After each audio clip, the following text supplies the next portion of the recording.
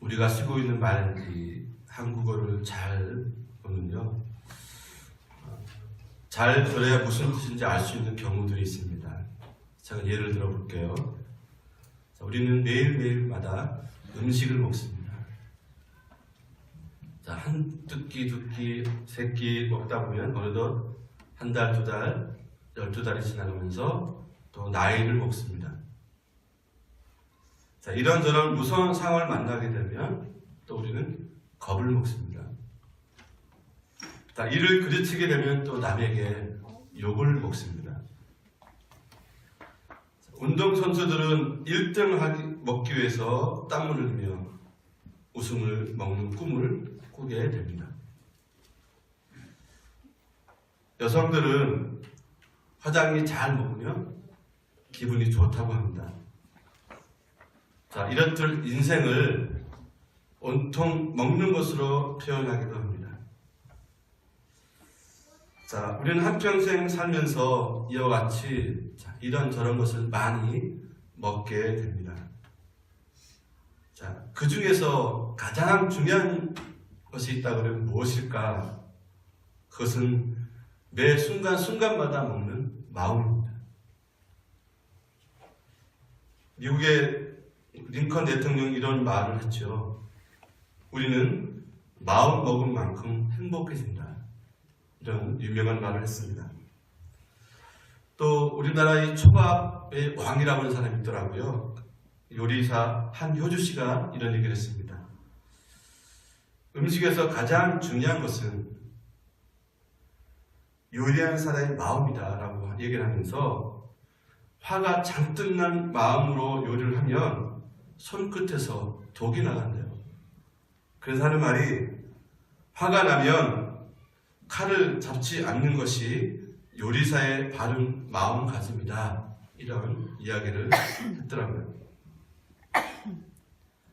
자, 여러분, 우리는 어떤 마음으로 이렇게 요리를 하시나요? 또 식당 하시는 분도 계시고 하는데 우리 대부분 여성분들, 남성분들도 요리를 하지 않습니까? 자, 우리 어떤 마음으로 사업을 하고 또 직장을 다니고 공부를 하고 자녀들을 가르치고 양육합니까? 아니, 지금 여러분 어떤 마음으로 하나님께 이 자리에서 예배를 드리고 계십니까? 사무엘상 16장 7절 말씀에 의하면 사람은 외모를 보거니와 나 여호와는 중심을 보느니라. 이 성경에서 중심이라는 영어 단어를요, 영어 성경에 찾아보면은 하트, 마음으로 표기되기도 합니다. 그러니까 하나님은 우리의 예배하는 마음, 예배하는 우리의 마음을 보시는 겁니다. 신명기 6장 5절 말씀에 보면 너는 마음을 다하고 뜻을 다하고 힘을 다하여 내 하나님 여호와를 사랑하라. 이렇게 말씀하셨습니다. 예배하는 우리는 마음을 다하여 하나님을 사랑해야 합니다. 성경은 이 마음의 중요성에 대해서 반복적으로 가르쳐주고 있는데요. 존귀한 하나님의 자녀 우리는 어떤 마음을 가져야 하겠고 누구의 마음을 또 본받아야 할 것인가? 그 답이 오늘 본문에 나와 있습니다. 빌립보서 2장 5절에 너희 안에 이 마음을 품으라. 곧 그리스도 예수의 마음이니 그랬습니다. 자, 우리 속에 품어야 할 것은 예수 그리스도의 마음입니다. 특히 성탄절을 앞두고 저희 대강절을 보내고 있습니다. 무엇을 준비해야 될까? 화려한 이 조명과 이 장식이 준비하는 것이 아니라 우리가 정말 진정한 마음으로 주님을 믿고 의지하는 그 마음으로 기다려야 되지 않겠는가? 그랬을 때 우리에게 필요한 것은 예수 그리스도의 마음이다. 예수님이 왜 이 땅에 오셔야만 했는지, 예수님께서 오셔서 어떤 마음을 가지고 계셨는지,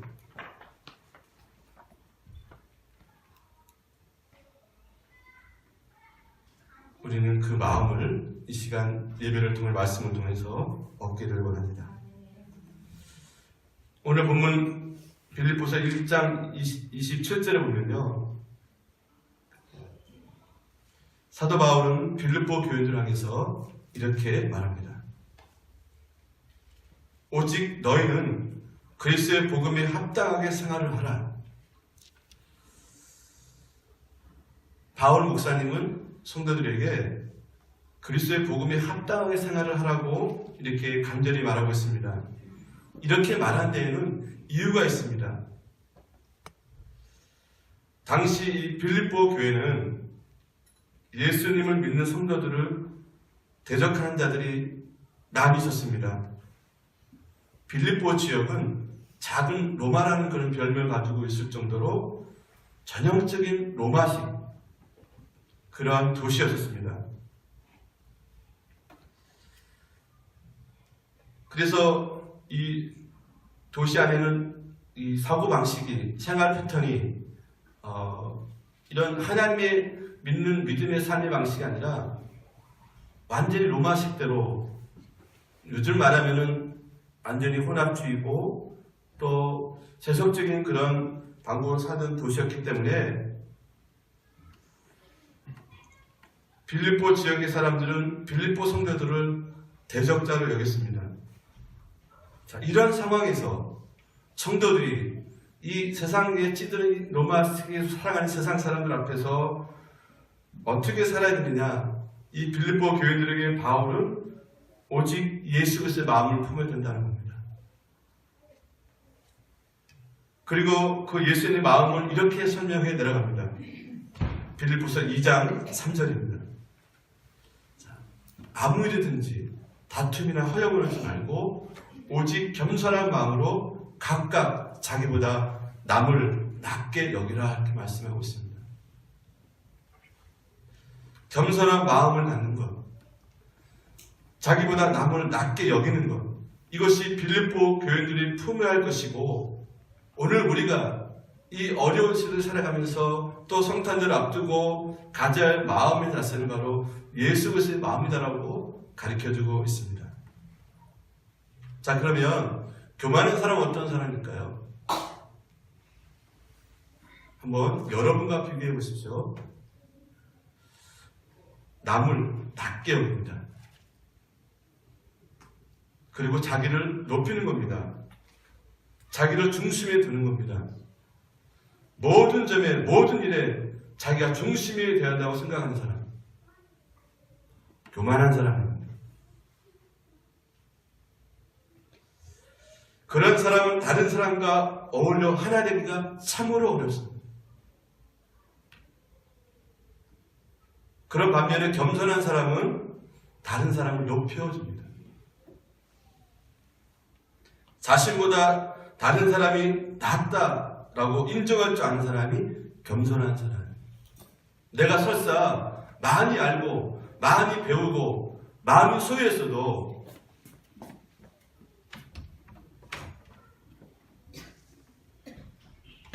인정할 줄 아는 사람.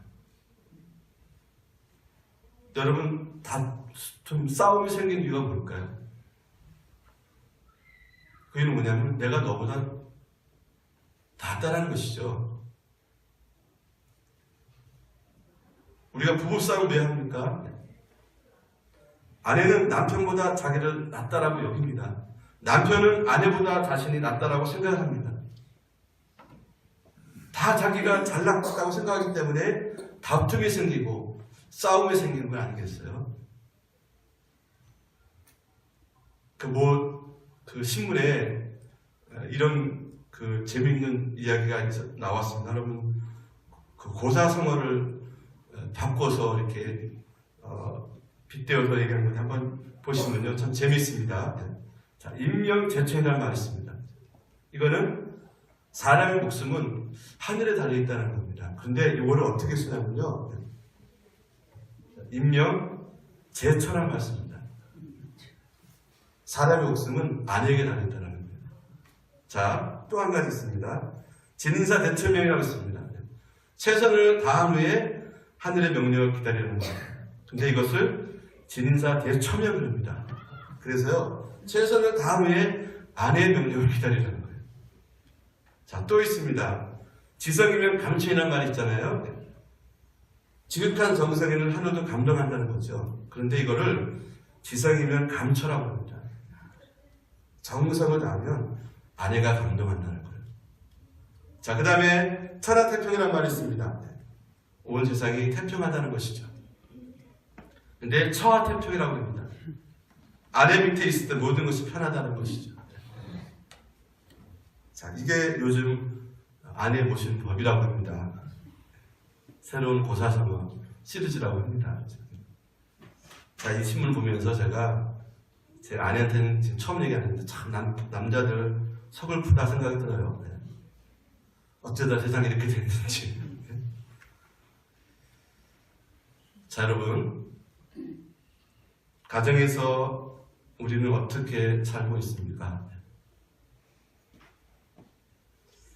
여러분이 남편과 아내를 선택한 이 대상들을 낮게 여기며 사십니까? 아니면 높게 여기며 사십니까? 자, 결혼하면 남자들은 당연히 왕 대접 받고 싶어 합니다. 여자들도 여왕처럼 살고 싶어 합니다. 그런데 대부분의 남자들은요, 결혼하면 저번쯤이라도 연애할 때가 달라집니다. 집을 왕궁으로 만들고 싶어 합니다.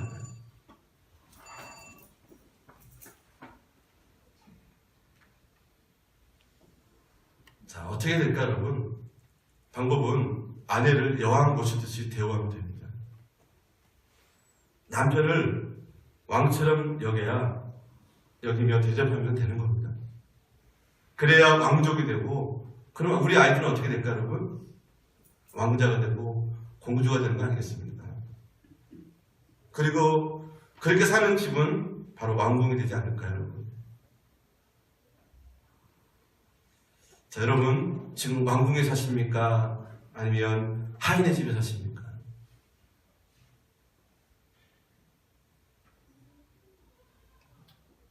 누가 됐든 간에 상대방을 높일 줄 알고 인정할 줄 알고 존중할 줄 아는 사람, 이것이 겸손한 사람입니다.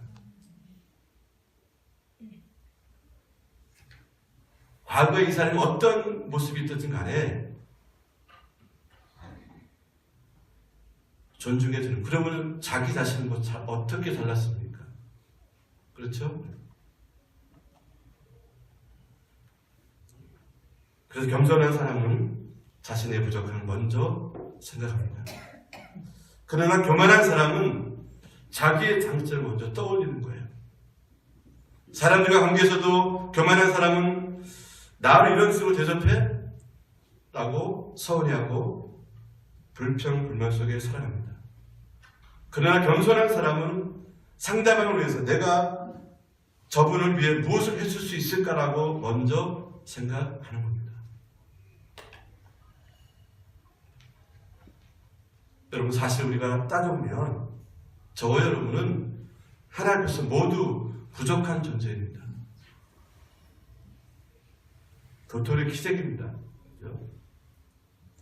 로마서 3장 23절에 보면 모든 사람이 죄를 범하였으니 하나님의 영광에 이르지 못한다라고 말씀하고 있지 않습니까? 우리는 다 죄인입니다. 그러나 하나님 우리를 귀하게 여겨주셨습니다. 영생을 얻기 위해서 아들 예수 그리스도를 보내서 죄값을 치르게 하시고 십자가에 못 박혀 죽게 하셨습니다. 허물 많은 우리들이지만 누구든지 예수를 믿으면 멸망치 않는 백성이 되게 하셨습니다. 그러므로 우리는 내 관점이 아니라 하나님의 관점으로 사랑과 세상을 볼 수 있어야 됩니다. 너도 죄인이고 나도 죄인인데 누가 누구를 정죄하고 판단합니다.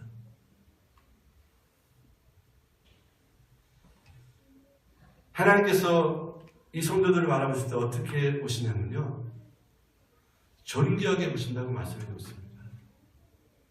땅에 있는 성도들은 존귀한 자녀라고 말씀하셨거든요. 하나님이 존귀하게 보시는데 내가 무슨 자격으로 저 사람을 평가절하하고 판단하고 함부로 정죄하고 함부로 욕을 합니까? 이 땅에 누구도 함부로 사람을 그렇게 대접할 수 없는 거예요. 오직 하나님만 할 수 있는 겁니다.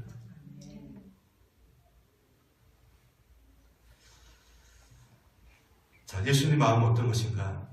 오늘 본문 8절을 보면요, 사람의 모양으로 나타나서 자기를 낮추시고 죽기까지 정하셨다. 이것이 예수님 마음. 하나님은 겸손한 사람을 귀하게 여기십니다.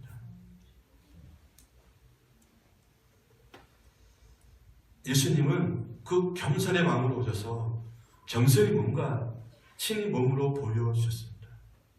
그 예수님 앞으로 이제 25일 성탄절은 악의 예수님 우리가 축하하는 날인데요, 예수를 믿는 성도는 예수님처럼 우리를 낮출 수 있어야 됩니다. 물론 실력을 낮추는 말이 아닙니다. 예수님 마음을 품는 것은 실력을 낮추는 것이 아니라 자세를 낮추는 겁니다.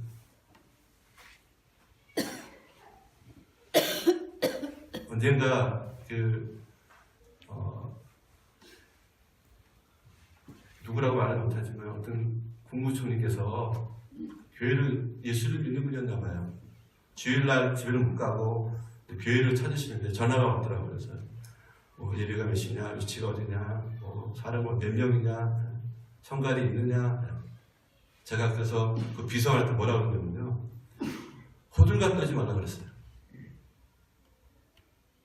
당신이 국무총리면 국무총리지 교회 무슨 후보조사하고 있냐고.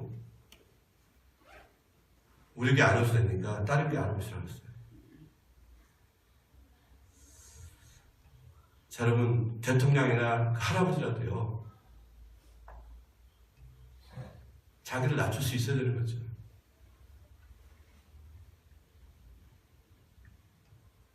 때로 우리는 높아보기 위해서, 더 나아보기 위해서 스스로를 속이기도 합니다. 그래서 저 같은 목사들도 가끔 그렇게 합니다. 거룩해 보려고 합니다. 아주 친절한 사람처럼 보이고 싶어 합니다. 신실해 보이고 싶어서 위선을 떱니다. 헌신적으로 보이고 싶어서 마지못해 일을 합니다. 여러분, 그러다가 거짓 겸손을 키워가게 되는 것입니다. 결국 거짓 겸손은 교만의 다른 모습이 되는 겁니다.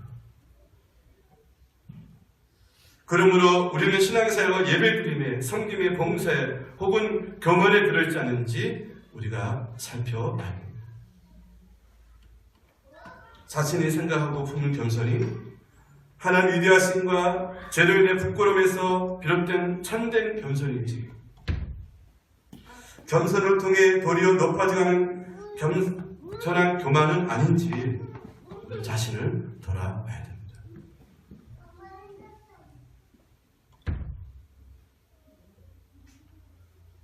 구약 성경에 보게 되면요, 이스라엘 백성들이 전쟁 얘기가 참 많이 나옵니다. 그 중에서 아이성이라는 곳을 이제 공격을 했다가 참패를 당한 경우가 있습니다. 그 앞에 전쟁에서 여리고라는 성에서 대승을 거뒀습니다. 기가 막힌 대승을 거뒀거든요. 그랬더니 교만한 마음이 찾아온 겁니다. 야, 저 정도쯤이야. 얕봤다가요, 완전히 완패당했습니다.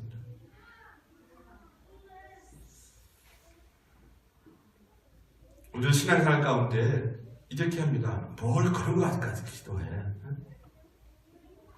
그냥 내가 알아서 해라고 하는 분들이 있습니다. 그 교만한 마음이라고 생각합니다. 이스라엘 사람들이 아이성을 공략할 때 바로 그런 마음이 있었거든요. 기도는 무슨 기도? 숫자로 봐. 우리가 다 이긴 거야. 그냥 갑시다.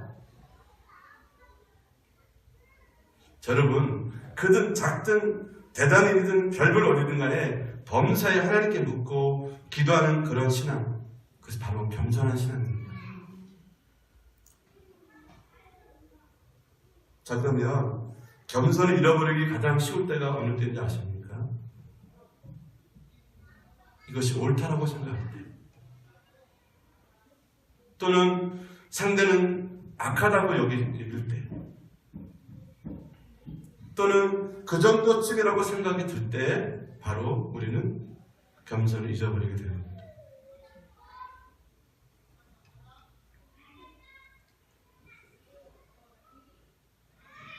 정말 오른편에 서 있다면 더 겸손해야겠죠. 내가 옳고 상대방이 그렇습니다. 그래도 더 겸손해야 돼요.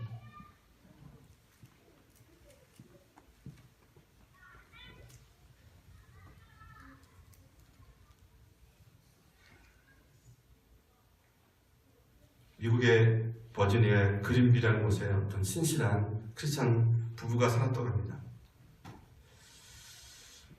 모범적인 부부입니다. 교회 안에서도 아주 친성이 자자한 부부였다고 합니다. 근데 이분들에게 한 가지 길어지는 것이, 그것은 뭐냐면 7년이 지나도 아이가 생기지 않는 거예요. 그래서 정말 이 아이가 태어나기 위해서 이 부부가 정말 기도를 열심히 하고 믿음으로 준비를 잘 하다가 어느 날 아기가 생겼습니다. 너무너무 기뻐서 아기 이름을 우리가 성경에서 이름 짓자. 아들을 낳으면 사무엘, 딸을 낳으면 에스더. 그래서 뭐 아기에 필요한 용품도 다 이렇게 준비해놨습니다. 드디어 이 해산의 날이 왔습니다. 진통 끝에 산모가 아기를 낳았어요. 이제 이 산모는 너무 힘들어 잠이 들었고, 잠이 깨어서 이제 아기를 보고 싶잖아요. 그래서 간호사에게 우리 아기 좀 보여달라고. 근데 자꾸 간호사들이 주저주저 하답니다. 아기를 보여달라고, 내 아기를. 그래서 이 간호사들이 아기를 안고 왔습니다. 이 산모가 소리를 지르고 기절할 정도로 놀랐습니다. 왜냐하면 이 아이가 사지가 들린 그런 장애 아이로 태어난 거예요. 얼굴도 흉측하게.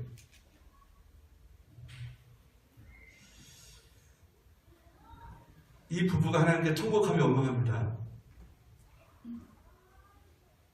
하나님, 우리가 이렇게 하나님을 열심히 섬겼고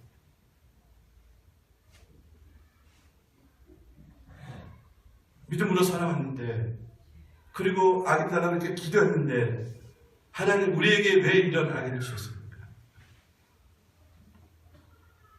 도저히 이해가 안 갑니다. 그래서 막 통곡하면서 우는 거예요. 남편도 그 아이를 보고 바깥에 뛰쳐나가서 밤새도록 거리를 헤매다가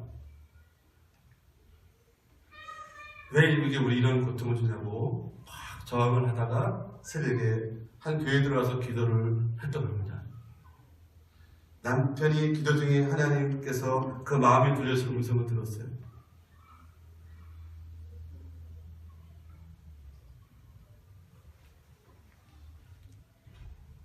그리고 아내에게 찾아가서 내가 새벽 기도 때 이런 음성을 들었는데 여러분 들어보시오.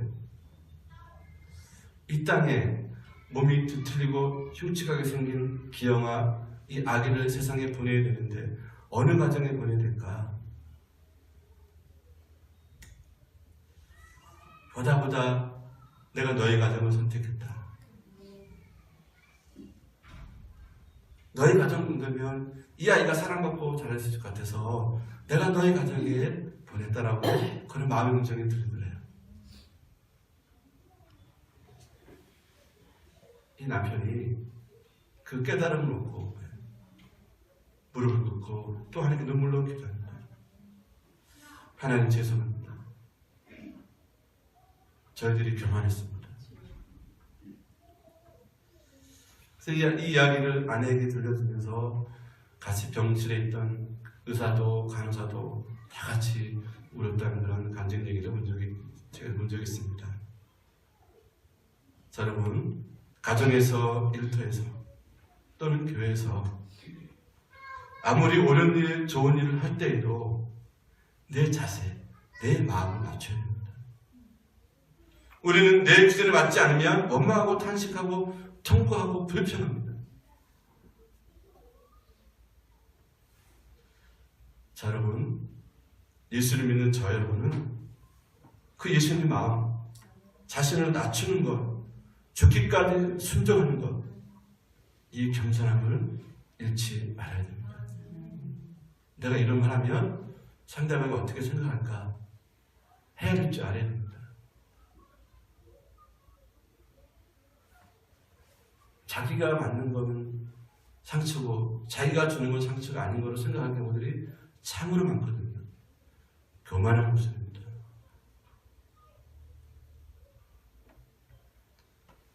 자, 12월 중순에 다다라고 있습니다. 연말이고요. 이제 우리는 여러 가지를 정산해야 됩니다. 성과가 드러나고 열매가 드러날 것입니다. 사람들과 하나님 앞에 겸손한 사람으로 자신의 생각과 판단이 기준이 아니라 하나님의 뜻하심이 어디에 있는지 먼저 묻는 그런 이 시간들이 되어져서 잘 정리하고 넘어가기를 원합니다. 특별한 의미라기보다는 이 새해 연말 이런 것은 그런 생각이 들어요. 하나님 우리에게 이 숫자적으로도 기회를 주는구나. 만약 이런 것이 없다고 그냥 무던하게 그냥 숫자 없이 간다고 생각하면은 우리가 그냥 넘어갈 건데, 이런 연말도 있고 연초도 있고 또 월초도 있고 월말도 있고 주초도 있고 주말도 있는 것은 우리에게 그런 깨달음을 주시는 것이 아닌가 생각이 들어요. 하나님이 원하시는 것, 그 뜻을 우리가 다 헤아릴 수는 없습니다. 하나님의 판단을, 하나님의 이루심을 우리의 기준을 보면 이것도 저것도 다 틀리게 보입니다. 이것도 틀렸고 저것도 틀렸고 따고 내 기준을 말할 수 있습니다. 그러나 그것이 얼마나 교만한 마음인지. 여러분, 예배를 하나님을 선택해서 믿는 것 아니잖아요. 겸손하게 낮추고 남을 높이고 하나님 뜻을 먼저 구하지 않은 사람, 그 예수의 마음을 품고 여러분 성탄절을 준비하시고 또 연말을 잘 정리하시고 이제 새로운 한 해를 나름 이렇게 한번 세워가는 그런 여러분 되시기를 주의 이름으로 간절히 축원하고 드립니다. 기도하겠습니다.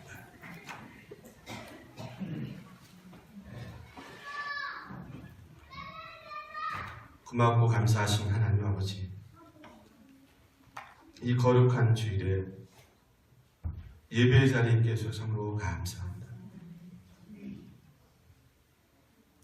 때로는 우리가 왜 하나님 내게 이런 힘든 일을 주셨는지, 내게 이런 고통스러운 상황과 일을 겪게 하시는지 단식하고 원망하는 자가 아니라 하나님의 뜻하심을 구하는, 하나님의 뜻하심을 찾아내는, 하나님의 뜻을 이루어가는 하나님의 자녀가 되기를 간절히 원합니다. 이 시간 기도할 때 우리가 나름 고개를 숙였습니다. 하나님 아버지, 우리 마음의 고개도 숙이게 하시고 겸손히 허리를 낮추고 무릎을 꿇는 예수 믿는 성도가 되기를 원합니다. 예수님의 이름으로 간절히 기도 올려옵니다. 아멘.